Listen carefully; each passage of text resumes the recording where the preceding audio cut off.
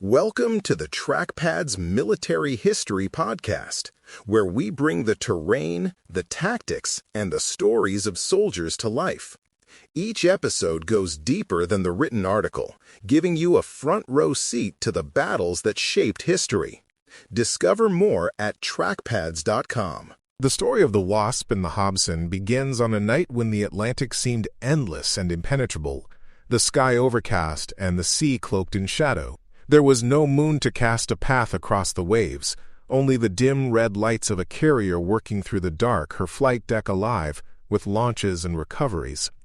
For the men aboard her escorting destroyer, the Hobson, the routine was as familiar as it was unforgiving. Their mission was simple to describe, yet dangerous to execute. Stay close, keep watch for aircraft in trouble, and be ready to act in seconds if a pilot went into the sea.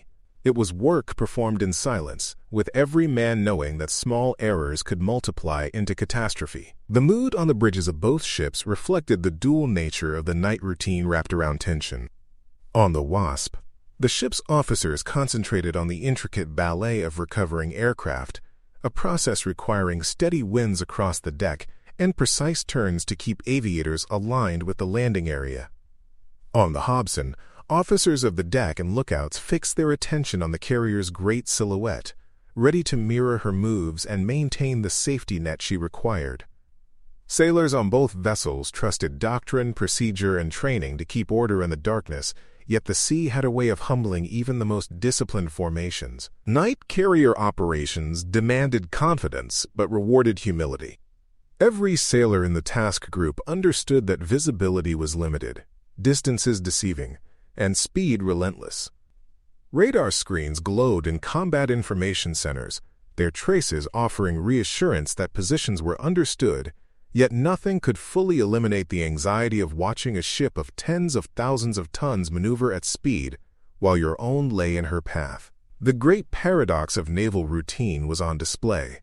These evolutions had been practiced countless times, yet they carried the same danger every night, regardless of how often they were executed. The seeds of tragedy lay in this tension between routine and risk. Officers trusted their training and orders, believing their interpretation sound, but the dark ocean allowed no forgiveness. Decisions had to be made quickly, and once executed, momentum made them difficult to reverse. It was in this fragile balance, between doctrine and judgment, between procedure and improvisation, that the collision would emerge. The story that unfolded was not merely of steel colliding in the night, but of command itself, the lonely weight of decisions that determined who lived and who did not. Night carrier operations were among the most demanding evolutions in naval life, and on that moonless Atlantic night, every man on watch felt the strain. The absence of natural light left the ocean featureless and deceptive, with the horizon erased and depth perception unreliable. Lookouts leaned into the darkness, straining to separate shadows of ships from the shifting surface of the sea. The sensory world narrowed. Vibrations through the deck plates, the steady hum of engines, and the muted glow of dimmed navigation lights. For some, the monotony dulled alertness, but for the trained sailor, routine was what kept them sharp. Each order given, each report repeated, was another brick in a wall of discipline designed to hold back chaos. Yet beneath that structure of routine lurked the unchanging truth. The sea allowed no margin for error. The tempo of aviation cycles dictated the heartbeat of the task group. Carriers like the Wasp launched and recovered aircraft with relentless rhythm, cycles that left no time for hesitation. Destroyers such as the Hobson lived on that same clock, their mission wholly defined by the carrier's movements. When the carrier demanded speed, escorts matched it without question. When she swung into the wind for recovery, the destroyer had to react instantly, repositioning to remain in station. The destroyer's officers of the deck, quartermasters, and helmsmen became extensions of the carrier's plan, bound by doctrine but guided by judgment. To miss a signal or delay a maneuver was to risk two catastrophes at once: failing to rescue an aviator in distress, or worse, colliding with the very ship they were assigned to guard. The role of the plane guard seemed deceptively simple on paper, but carried immense responsibility in practice. Positioned closest stern or off the carrier's quarter, the destroyer served as a constant sentinel, prepared to rush forward at a moment's notice. Sailors knew this role was more than ceremonial. It was life and death for pilots circling above. At night, the duty became even more perilous, for distance cues blurred and speed felt exaggerated. A turn of a few degrees by the carrier demanded immediate response by the destroyer, lest relative motion carry it into danger. On the Hobson's bridge, watchstanders tracked every subtle change in the carrier's course, balancing routine familiarity with the gnawing awareness that proximity could transform safety into peril in an instant. Underlying the dance of ship and escort was the unforgiving geometry of station-keeping. At 20 knots, two ships could close hundreds of yards in less than a minute, leaving no room for error. Officers calculated bearing drift, advance, and transfer, not as classroom theory but as lived reality, often with nothing more than a compass card, radar sweep, and their own judgment to guide them. What appeared steady to the eye might conceal a slow, deadly convergence invisible until too late. It was a constant mental exercise, gauging whether another vessel was opening, closing, or holding steady, and translating those subtle cues into helm and engine orders. For the destroyer's officers, the carrier's every move had to be mirrored with precision, for misjudgment meant danger not just for their own crew, but for the hundreds aboard the Wasp. Even with doctrine and training, communication remained a fragile thread binding the formation together. Radio circuits were saturated by the chatter of pilots and controllers managing aircraft overhead. Into that noisy environment, maneuvering signals and course changes had to fight for clarity. On paper, the system was robust. Primary and secondary circuits, standardized brevity codes, and the redundancy of light signals. In practice, the night made everything harder. A light might go unseen, a signal might be missed amid overlapping transmissions, and even radar had its limitations when multiple returns crowded the scope. A single garbled order could unleash a chain of assumptions, each one carrying ships further toward danger. The reliance on clarity was total, and when clarity faltered, disaster often followed. Doctrine was the one constant. Every sailor understood that carriers turned into the wind when recovering aircraft. This truth framed the expectations of every escort, guiding how they positioned themselves and how they anticipated maneuvers. But doctrine could not dictate timing, and timing was where risk resided. A turn executed 10 seconds earlier or later could catch an escort off guard or force it to improvise a repositioning maneuver in conditions already fraught with peril. On that night, as the Wasp began her predictable yet decisive turn, the Hobson was forced into the crucible of decision. How her officers interpreted and executed that turn would decide the fate of the ship, and in turn, the lives of those aboard. On the bridge of the Hobson, responsibility for the ship's safety converged on a small team of men working under dim red lights, each with a role that could spell the difference between order and disaster. The captain oversaw the evolution, but the immediate burden rested on the officer of the deck, supported by a junior officer of the deck, a quartermaster at the chart, and the helmsman with his hands on the wheel. Every command had to be sharp, unambiguous, and repeated with precision.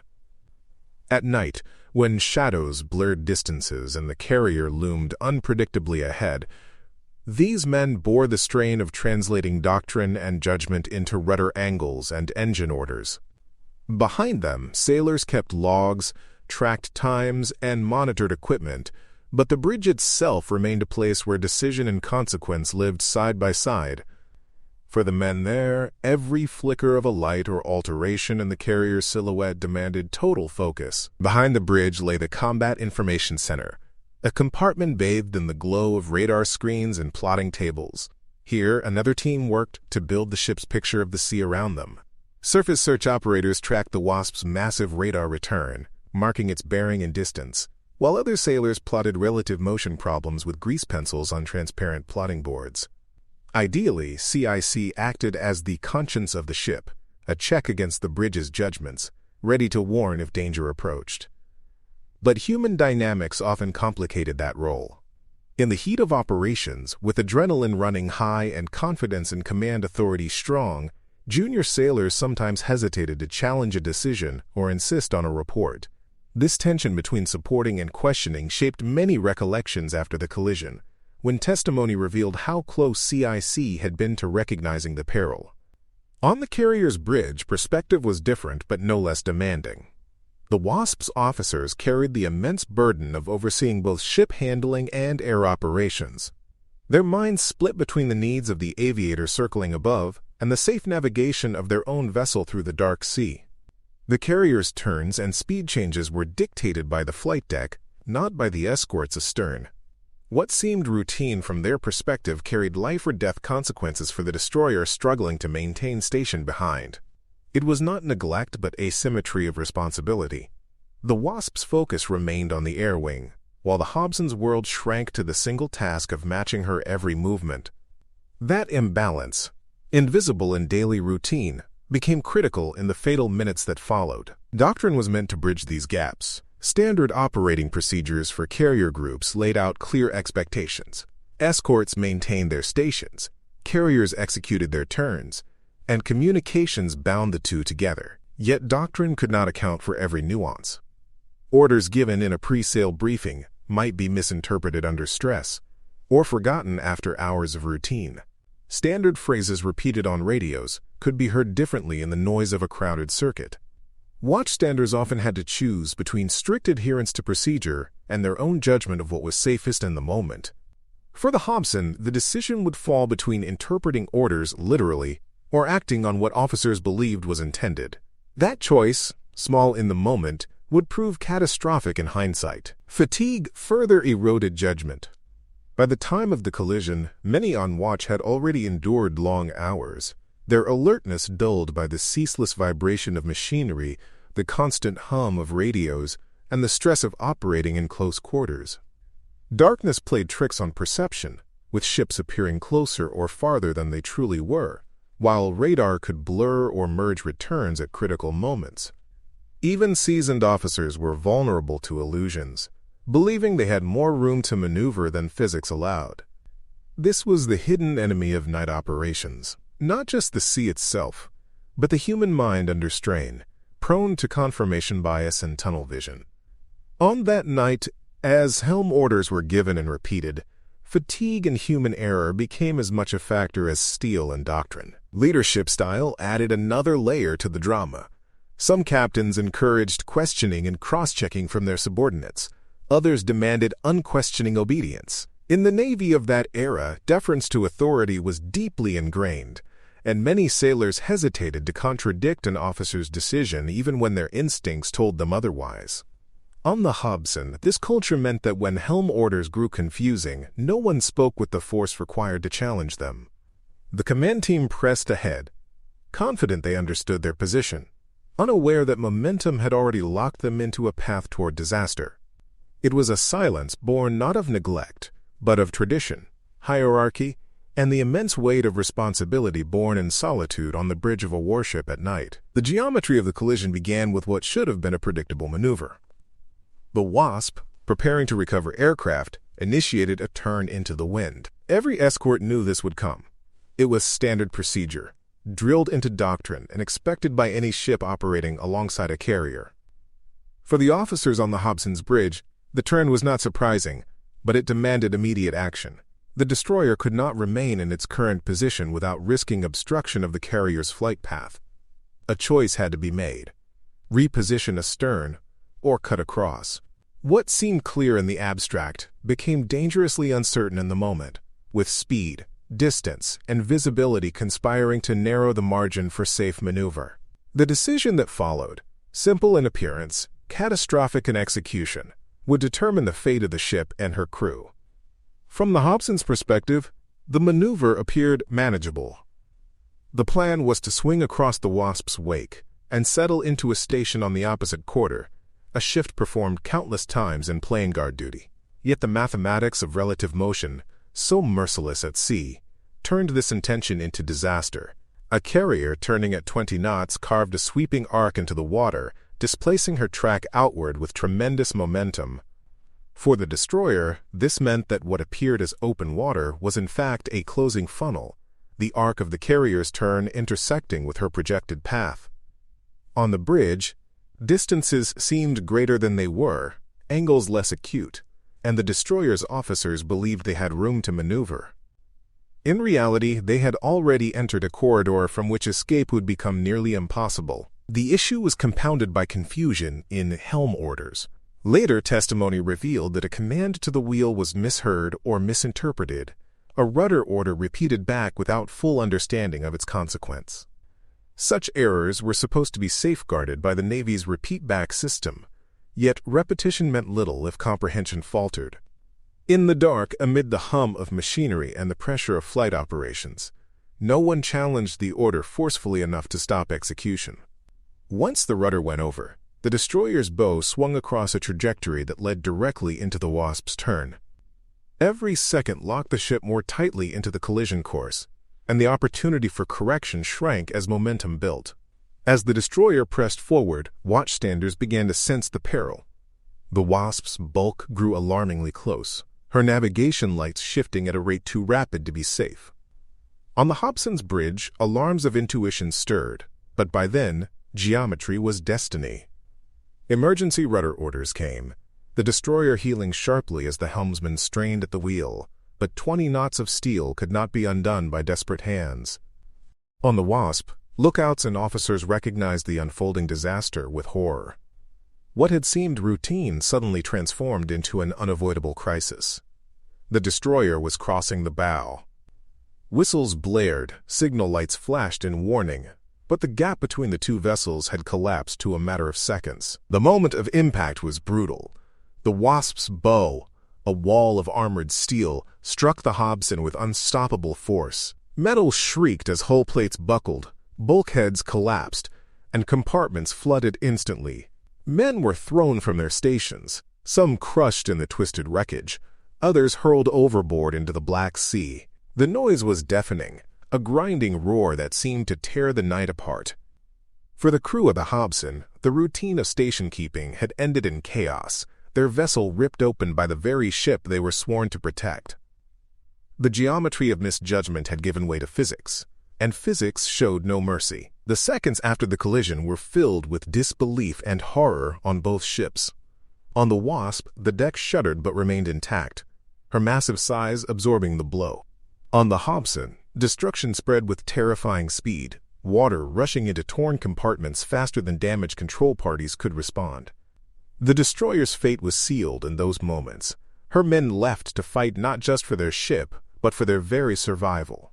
In the space of less than a minute, routine maneuvering had turned into catastrophe, and the price of misunderstanding at sea was being paid in steel, blood, and cold Atlantic water. The moment the Wasp's bow tore into the Hobson, the destroyer's fragile frame yielded in an instant. Built for speed and agility, she was no match for the crushing mass of a fleet carrier, and the sound of metal giving way filled the night. Bulkheads groaned and ruptured as compartments crumpled under the force, water rushing into spaces that seconds earlier had been dry and secure. Men in berthing areas were thrown from their racks, while those on watch felt the deck lurch beneath their feet as the ship heeled sharply. Lights flickered and failed, plunging sailors into choking darkness laced with smoke and seawater spray. For the crew, the transition from tense vigilance to full-blown catastrophe was immediate and merciless, leaving no time for disbelief. On the Wasp, the impact was felt as a shudder through her hull, a violent jolt that reverberated up through the decks. Damage control parties, long drilled in the possibility of collision and fire, raced to their stations. The carrier's crew braced for ruptured aviation fuel tanks, broken fire mains, or cascading accidents on the flight deck where planes sat armed and fueled. Officers barked orders to establish flooding boundaries, while medical teams prepared for casualties. It was only when reports confirmed the carrier herself was largely intact that the grim realization took hold. The destroyer had absorbed the devastation. Lookouts shouted of debris in the water, bodies and lifeboats drifting in an oil slick that spread quickly across the waves. The focus shifted in an instant from saving their own ship to rescuing their comrades. For those aboard the Hobson, survival became a matter of instinct. Some were trapped in compartments as water rushed in, pounding bulkheads with terrifying speed. Others clawed their way topside, fighting against tilting decks and blocked passages. Men hurled themselves into the sea as the destroyer's list deepened, many without time to grab life vests or rafts. The Atlantic's cold water was a brutal shock, sapping strength even as sailors kicked free of wreckage and oil. Survivors later spoke of the strange sensory blur-dark water filled with fuel, the cries of men calling for shipmates, and the glow of searchlights cutting across the waves as they fought to stay afloat.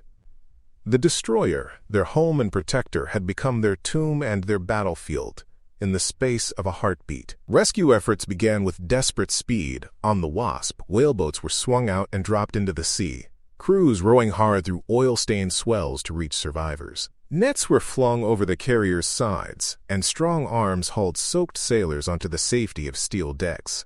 Other destroyers in the screen converged, their own boats lowering into the water, officers shouting through megaphones as searchlights swept the wreckage field. Sailors risked their lives diving into the sea to reach shipmates struggling to stay above water, pulling them onto rafts or clinging to lines tossed from rescuing vessels. On deck, medics worked without pause, cutting away oil-soaked clothing, wrapping shivering bodies in blankets, and treating lacerations and broken bones with grim efficiency. Yet the ocean's toll was undeniable. Despite heroic rescue efforts, many men were lost within the first minutes, trapped below decks or dragged down by the sinking destroyer. Others succumbed to the cold and exhaustion before help could reach them. By dawn, the count of survivors and the list of missing began to take shape, transforming shock into mourning. The mess decks of the Wasp became improvised wards, sailors lying on cots under the glow of hanging lamps while shipmates moved among them, checking pulses and offering comfort. The air was thick, with the smell of oil and seawater, a reminder of the chaos that had engulfed them. The night had begun with routine flight operations. It ended with shattered steel, a crippled task group, and a ship's company decimated by disaster. The psychological impact lingered even as rescue efforts subsided. Survivors spoke in quiet tones of comrades lost, of moments when escape seemed impossible, and of the haunting cries that echoed across the water long after the destroyer had disappeared beneath the waves. The Hobson's crew, once a tight-knit family at sea, was broken apart in an instant. On the carrier and across the task group, silence replaced routine chatter. Officers and sailors alike grappled with the sudden shift from routine duty to calamity, each man carrying with him images he would never forget. Steel had met steel in the dark, but the true damage was measured in lives forever altered by a collision that should never have happened. By the time the wreckage of the Hobson had settled beneath the waves, the Navy was already preparing the next battle, the battle for understanding. Tragedies at sea were never left unexplained, for each carried lessons that might prevent repetition.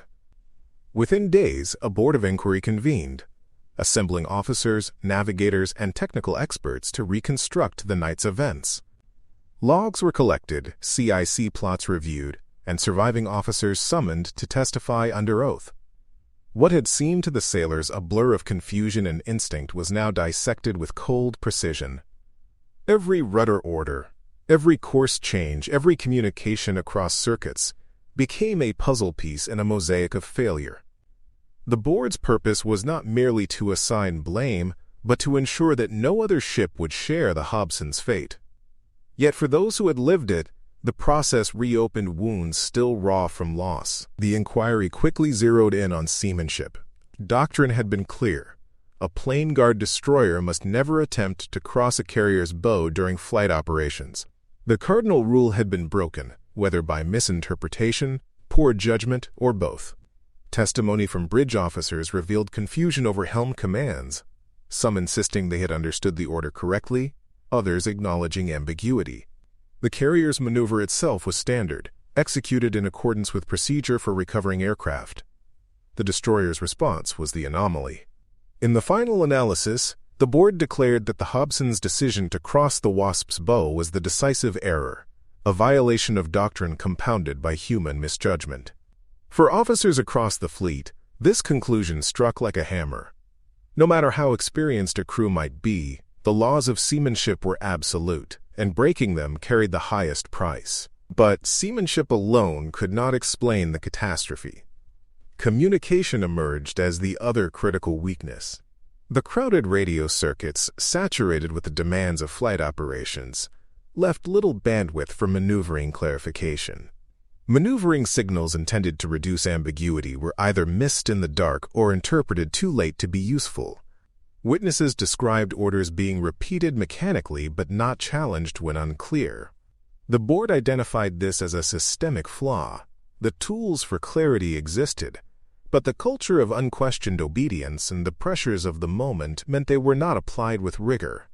In its recommendations, the inquiry demanded reforms, stricter adherence to repeat-back procedures, mandatory confirmation of helm orders, and clearer protocols for maneuvering signals at night. The lessons were painful, but they became embedded in the Navy's operating fabric. Training reforms followed swiftly.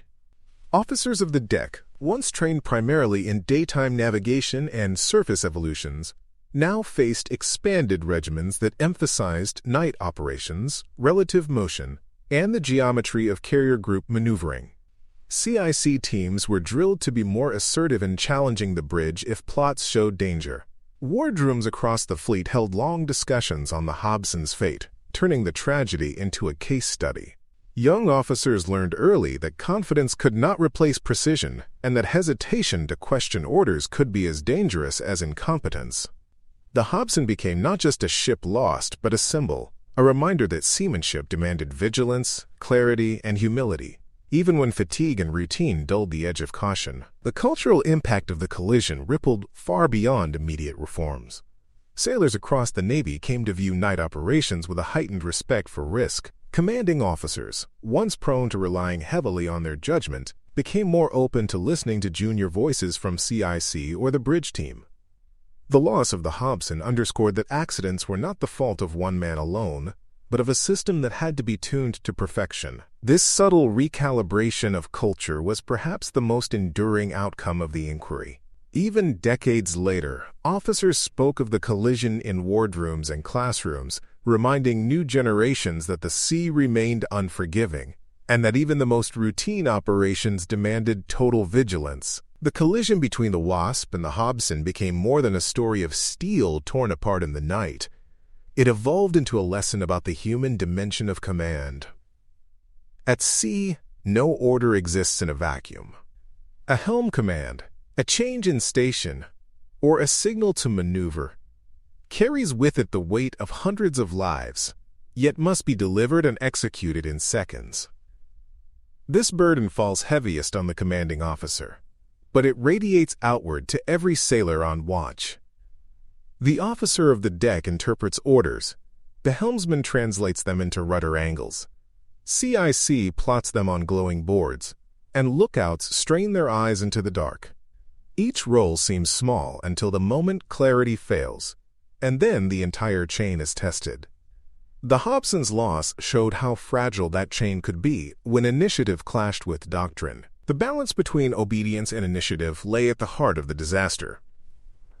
Doctrine insisted that a destroyer never cross a carrier's bow during flight operations. Yet, in the moment, faced with the carrier's sudden turn, officers on the Hobson believed they were executing their duties by repositioning. Their initiative, intended to maintain the plane guard station, instead placed them on a collision course. The lesson that emerged was stark. Initiative at sea was valuable, but only when anchored to unwavering adherence to fundamental rules of seamanship. The tragedy underscored that officers must distinguish between the flexibility of judgment and the rigidity of doctrine. Commanders learned that confidence in one's interpretation could not override the absolute geometry of the sea.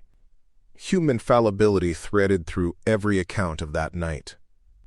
Fatigue dulled judgment, assumptions replaced clarity, and deference to authority stifled questions that might have averted disaster. Survivors later recalled moments when orders seemed unclear, when hesitation filled the air, and yet no one challenged the direction being taken. This silence was not born of negligence, but of culture. In a navy that prized obedience, young officers and enlisted men often swallowed doubts rather than risk contradiction. The Hobson taught a generation that silence could be deadly, and that the courage to speak against confusion was as vital as the courage to face enemy fire. In training and in wardrooms, this human lesson became as enduring as any procedural reform. For survivors, the lessons were personal and haunting. They remembered comrades lost to flooding compartments, the cries of men in the water, and the smell of oil and seawater mingled on their clothing for weeks. They carried the memory of orders given and repeated, of lights flashing too late, and of the helpless realization that steel momentum could not be reversed. Their testimony lent human weight to the cold language of inquiry reports. It ensured that the Hobson would not be remembered solely as a ship lost, but as a community of men whose sacrifices reshaped the Navy's understanding of leadership. Through their voices, the loss became more than a technical error. It became a reminder of the human cost of command decisions. The collision's legacy reached into the modern era, long after the technology of navigation evolved. Satellites, GPS, and digital communications changed the tools, but not the essence of the burden. Modern officers learned the same truth the Hobson's crew had lived. No matter how advanced the equipment, the clarity of human decision-making remained the ultimate safeguard. Commanders today still study the collision as a warning, recognizing that fatigue, assumption, and miscommunication remain constant enemies. The sea does not forgive, and steel does not yield, regardless of the century. The story of the Hobson remains an enduring reminder that leadership at sea is not about routine, but about vigilance, humility, and the constant recognition that lives hinge on clarity in the dark. The loss of the Hobson was more than a naval mishap. It was a moment that reshaped the understanding of command at sea. In the cold arithmetic of ships, movements, one mistake was enough to end a vessel's life and claim scores of sailors. Yet beyond the numbers, the story carried weight because it revealed the fragile balance between routine and catastrophe. Carriers and their escorts had performed these evolutions countless times, and yet, in one night, doctrine, communication, and judgment faltered together. The sea punished the lapse without hesitation. In the Navy's long tradition, this tragedy became a cautionary tale, retold to ensure that the men lost would not be forgotten, and that their deaths would leave behind something more than sorrow. For the sailors who survived, the memory of that night never dimmed. They carried with them the shock of impact, the cries of their shipmates, and the chilling blackness of the Atlantic closing around them. Many spoke of the haunting silence afterward, when the task group pressed on with one ship missing from formation. For them, the lesson was written not in manuals or inquiries, but in lived experience. The sea demanded humility, discipline, and constant vigilance.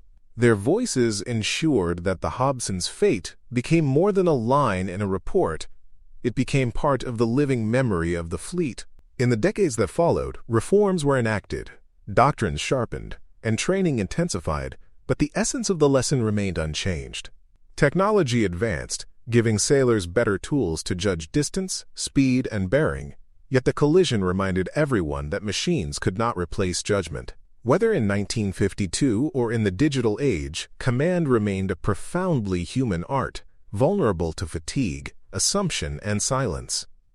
The Hobson's story underscored that the responsibility of leadership could never be automated, for clarity of thought and decisiveness in action would always decide the line between safety and catastrophe. Ultimately, the legacy of the Hobson is one of remembrance and instruction.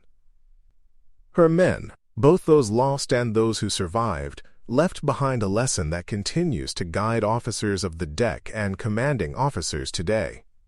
The sea is merciless, but its dangers can be mastered by vigilance, humility, and unwavering adherence to the principles of seamanship. In every wardroom where the story is told, in every training exercise where repeat backs are drilled, and in every late-night watch when fatigue whispers in the ear, the memory of the Hobson stands as a silent guardian. It reminds the Navy that even in darkness, clarity must prevail, For command at sea is not simply about giving orders. It is about bearing their weight. Thank you for joining us on the TrackPad's Military History Podcast. If you enjoyed this deep dive into the battlefield, be sure to explore more articles, episodes, and series at trackpads.com.